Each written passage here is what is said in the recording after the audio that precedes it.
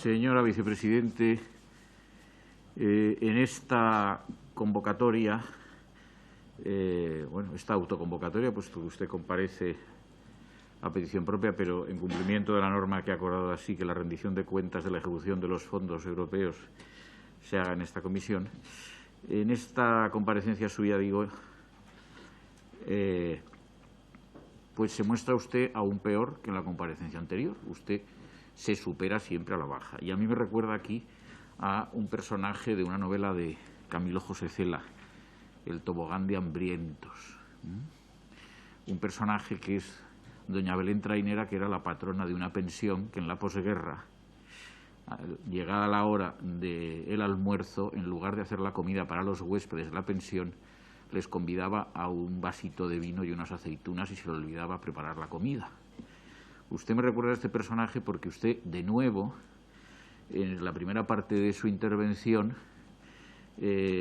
hace una exposición meramente descriptiva de datos de lo que usted llama el cuadro macroeconómico, en la que no interpreta nada, absolutamente nada. Usted, una vez más, muestra una incapacidad para hacer una reflexión de economía política acerca de la situación económica española. Y sí, lo que nos dice es que todo va muy bien y que además va a ir mejor por la economía verde y por la digitalización. Y por lo tanto nos despacha usted, por lo tanto, en esas consideraciones macroeconómicas que son puramente descriptivas, nos despacha usted como doña Belén Trainera con un vasito de vino y unas aceitunas y nos quedamos sin almorzar. Y esto no es serio, señora vicepresidente. Musgrave, el autor en el siglo XX, probablemente el texto de Hacienda Pública más importante del siglo, dice en las primeras páginas de que la conducción inteligente del gobierno está en el corazón de la democracia. Es evidente que usted no se encuentra en ese corazón. No sé si porque no es demócrata, porque le da igual lo que sucede en España, por indiferencia, como he dicho antes, por incapacidad, por instrucción del presidente Sánchez, renuncio a entender su comparecencia, que, como digo, me parece muy pobre, en un sentido intelectual y, por lo tanto, muy pobre políticamente. Vamos a ver, señora vicepresidente, comencemos sobre el esfuerzo fiscal, del que yo he hablado ya 2 veces en esta Cámara, en Diputación Permanente y en Pleno, muy recientemente. El profesor Cabrillo, el día 3 de febrero de 2022, plantea esta cuestión que ha cultivado hace muchos años, como la han cultivado otros muchos hacentistas españoles, Domingo Solás, Pérez de Ayala, etcétera.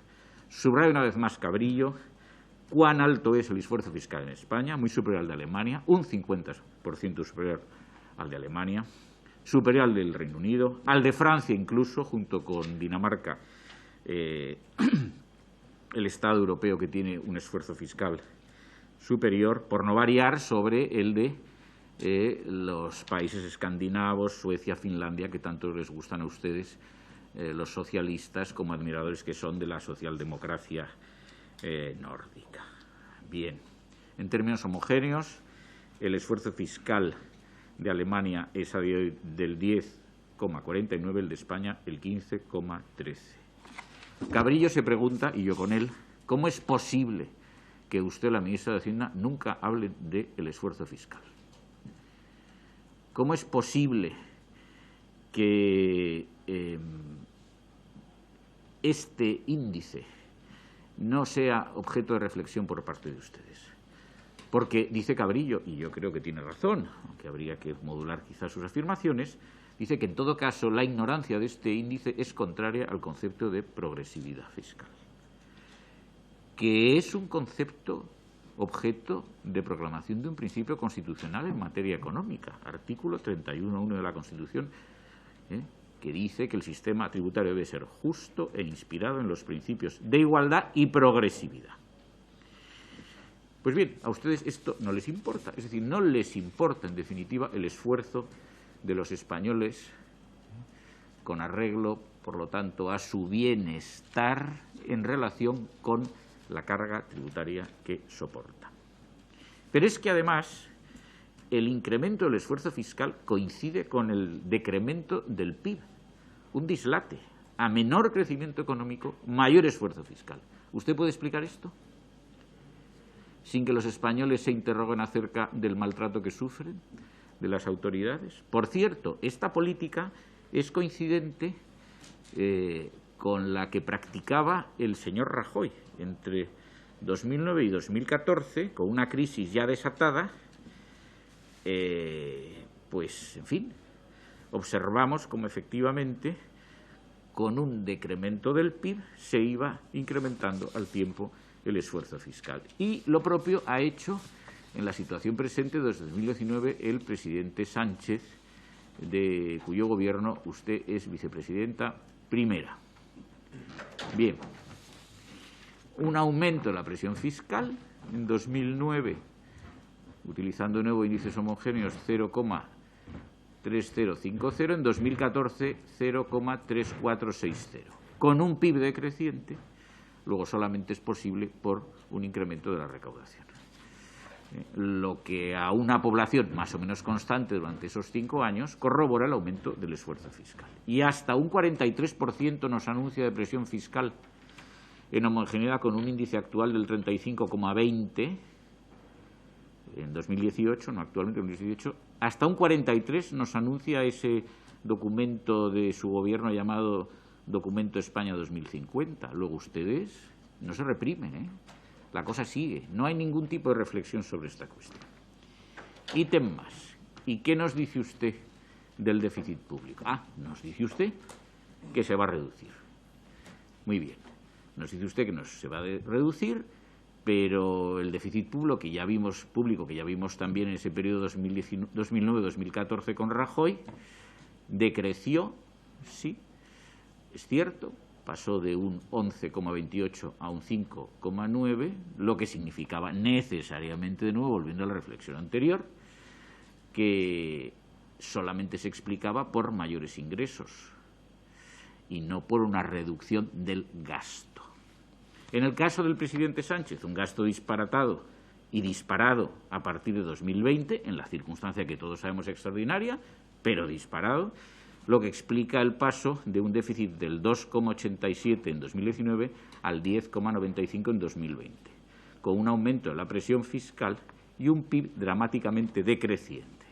Es decir, con un aumento de los ingresos públicos y el ya examinado esfuerzo fiscal con población constante, en este caso más gasto y más recaudación. Bien, pero vamos a ver, es que ustedes no consideran nunca, y me pregunto por qué, la posibilidad de reducir el déficit reduciendo el gasto público. No me refiero, por supuesto, a la reducción de gastos de naturaleza social, léase sanidad, educación, justicia. No, me refiero a otro gasto público que ustedes saben que es un gasto que asfixia y que hace que el Estado sea un ser agónico en sentido unamuniano, que no puede atender sus propios compromisos. No se entiende esto, porque esto es una cuestión muy estudiada en la literatura económica, señora Calviño, y usted lo sabe. ¿Cómo podemos mantener ese gasto que no es social en estas circunstancias, que hacen que se pueda calificar como un gasto suntuario en casos de crisis? Mire usted, el profesor Lago Peñas, que no parte precisamente de una premisa favorable a mi interpretación, porque dice, lo dijo en 2016 y lo reitera en 2021, que España no ejecuta un gasto comparativamente alto en la Unión Europea. Partiendo de esa premisa, dice, podríamos gastar mejor, ganaríamos colectivamente si se impusiese la práctica de la evaluación ex ante y ex post, y añade a continuación. En segundo lugar, el hecho de haber superpuesto la administración autonómica a las provinciales hace que la mayoría de los ciudadanos esté sujeto a 5 gobiernos, municipal, provincial, autonómico, central y comunitario, europeo, léase, lo que inevitablemente conduce a riesgos de solapamiento competencial y, por tanto, a gasto concurrente. Algo inconcluso, pero ustedes guardan silencio sobre esto. ¿Pero por qué? ¿Por qué ante una urgencia económica ustedes, de un modo tenaz, pero intelectualmente insostenible, se niegan a abordar esta cuestión? ¿Y por qué se niega a abordar la misma cuestión el Partido Popular? Señor Sánchez García, ha terminado el tiempo establecido. Muy bien, Muchas pues gracias. Continuaré en el siguiente turno. Gracias. A continuación, y por el Grupo... Más de ser banalia científica en sus respuestas, de nuevo el papel de doña Belén Trainera, personaje de Cela, usted además se muestra tramposa, a efectos dialécticos, entiéndase, tramposa. Usted ha hecho 3 trampas. La primera trampa es que usted introduce magnitudes macroeconómicas, pero no habla del esfuerzo fiscal, que es lo que yo he desarrollado en primer lugar. Lo elude, una vez más, como dice Cabrillo en su artículo en Expansión hace unos días. Segundo, usted me ha vuelto a decir, con trampa, en una banalidad absoluta, porque ignora la literatura económica desde antes de la gran recesión, usted ha vuelto a decir que el único recorte de gastos que se postula es de gastos sociales. He dicho expresamente que no. Luego usted no puede decir lo contrario de lo que yo he dicho. Usted podrá gustarle más o menos, pero no puede tergiversar mis palabras. Trampa. Tercero, usted dice, bueno, que cómo no, debemos de alegrarnos del incremento de los ingresos públicos, porque eso significa mayor actividad. Trampa. ¿Y la inflación? ¿Y el IVA, que representa el tercio de los ingresos públicos de naturaleza tributaria? ¿No tiene un efecto la inflación en el mayor ingreso por IVA? ¿No lo tiene? Conteste, porque esto ya es una cosa verdaderamente de una falta de seriedad absoluta. Claro que lo tiene. Lo que pasa es que ustedes, que son tramposos, usted y todos los que le rodean en ese gabinete de tramposos, ustedes están frotándose las manos con la inflación. Claro que sí. Porque ¿qué están pensando con la inflación? Que dice usted que es pasajera y luego dice que Christine Lagarde ha dicho y no sé quién. Lo ha declarado usted no hoy, en otros lugares. ¿Qué sucede? Pues claro, lo que sucede es que ustedes creen que con mayor recaudación, vía inflación, entiéndase por IVA, principalmente, y algún otro impuesto indirecto, ustedes van a tener más liquidez para amortizar deuda, que es lo que financia el déficit. ¡Qué bonito! ¡Qué círculo vicioso de economista torpe, señora vicepresidente! ¡Un horror! ¡Un horror!